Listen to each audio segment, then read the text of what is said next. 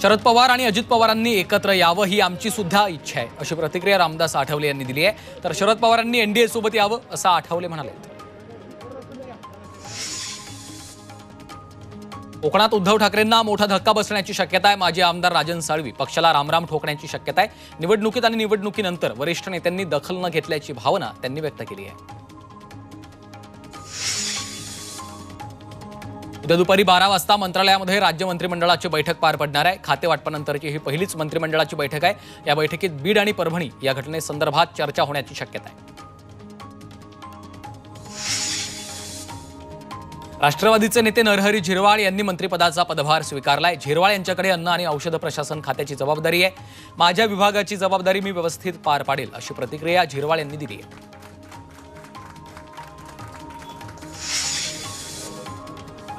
संभाजीनगरातल्या सोयगाव मतदारसंघाचे शिवसेनेचे आमदार अब्दुल सत्तारांचा वाढदिवस आहे। वाढदिवसानिमित्त सत्तारांच्या नागरी सत्कार सोहळ्याचं आयोजन केलंय। तसंच सत्तारांची बॅनरबाजी देखील करण्यात आली आहे।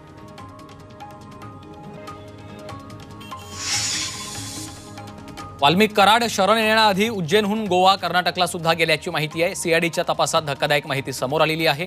या भ्रमंतीनंतर वाल्मिक पुणे सीआयडीला शरण आल्याची सूत्रांची माहिती आहे।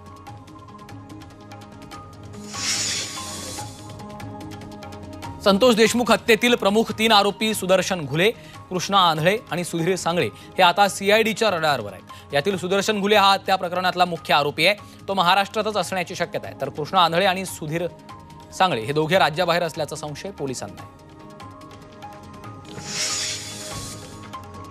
संतोष देशमुख यांच्या हा खून प्रकरणातील 4 आरोपींना बीड शहर पोलीस ठाण्यामधून इतर ठिकाणी हलवण्यात आलंय। वाल्मिक कराडला बीडमधल्या तुरुंगात आणण्यात आलेलं आहे, त्यामुळे इतर 4 आरोपींना इतर ठिकाणी हलवलंय।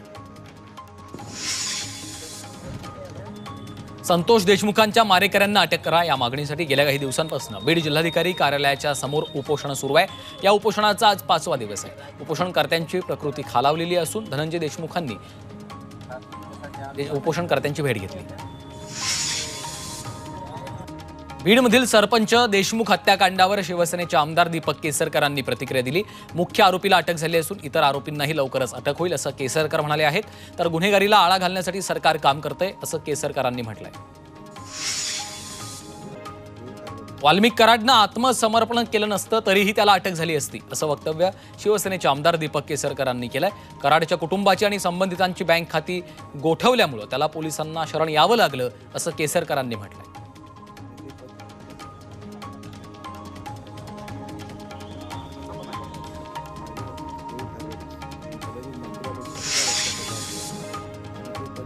नांदेड जिल्ह्यातील किनवट मतदारसंघाचे माजी आमदार प्रदीप नाईकांचं हृदयविकाराच्या झटक्यानं निधन झालंय। राष्ट्रवादी काँग्रेसकडून सलग 3 वेळा ते निवडून आलेले होते।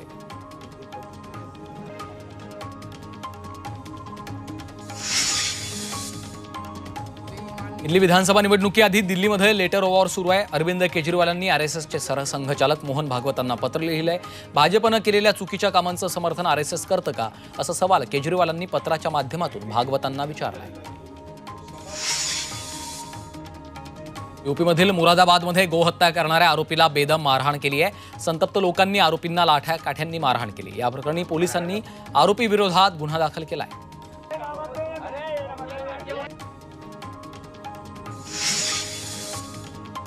लखनौमध्ये एकाच कुटुंबातील 5 जणांची हत्या करण्यात आली आहे। मुलानं आईसह 4 बहिणींची जमिनीच्या वादातून हत्या केली। या प्रकरणी आरोपीला पोलिसांनी अटक केली आहे। दिल्लीच्या मॉडेल टाउनमध्ये एका व्यक्तीनं आत्महत्या केली आहे। पत्नीच्या छळामुळे त्यानं आत्महत्या केल्याचा कुटुंबियांचा आरोप आहे। दरम्यान या प्रकरणी पोलीस अधिक तपास करत आहेत। हृदय पिळवटून टाकणारा एक व्हिडिओ सोशल मीडियावर व्हायरल होतोय। या व्हिडिओमध्ये भूकंपाच्या धक्क्यात डोंगरावरून मोठमोठे दगड पडताना दिसत आहेत। कारच्या डॅशबोर्ड कॅमेऱ्यात हा व्हिडिओ रेकॉर्ड झालाय। अर्जेंटिनामध्ये एक भलं मोठं हिमखंड तुटून समुद्रात पडल्याची दृश्य कॅमेऱ्यात चित्रित झाली आहेत। बर्फाचे मोठे तुकडे हिम नदीमधून तुटून पाण्यात पडतात। ग्लोबल वॉर्मिंग आणि पर्यावरणीय असंतुलनाचं हे लक्षण आहे। नंदुरबारच्या शहादा आगारातील बसेसची दुरवस्था झाली आहे। अनेक गाड्यांच्या खिडक्या खराब झाल्या तर काही ठिकाणी पत्रा निघालाय, त्यामुळे दुर्घटना घडण्याची शक्यता आहे। दरम्यान आगाराला नवीन बसेस उपलब्ध करून देण्याची मागणी प्रवासी संघटनेनं केली आहे।